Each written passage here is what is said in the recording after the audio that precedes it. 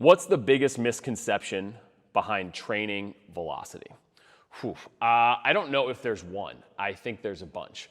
I think a couple of big ones that I would go to, kind of the first one is if we're training for velocity, we're no longer training to be a good pitcher. And I think that's completely misguided.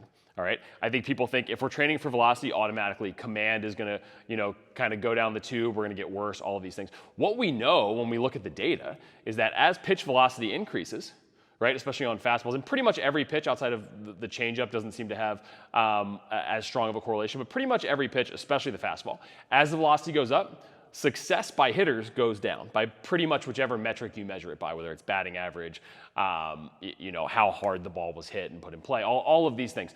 They all tend to decrease as fastball velocity increases, okay? So velocity development is pitching development. This is something I've talked about before. So I think that's probably I think there's a few. I think people tend to think that, for whatever reason, that somehow training mechanics and training velocity are two separate things, right?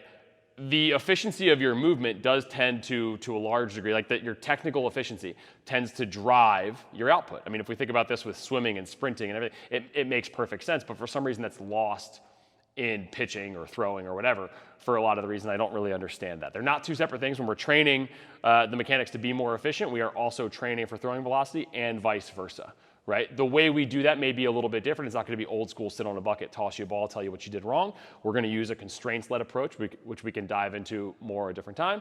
But I think those are probably the two, very biggest misconceptions. And then a close third would be that training for velocity means you're going to get hurt. What we do see is that as throwing velocity increases, risk of injury does also tend to increase, just because we see these the torques and stress and all of these things kind of go up at the relevant joints and things as we see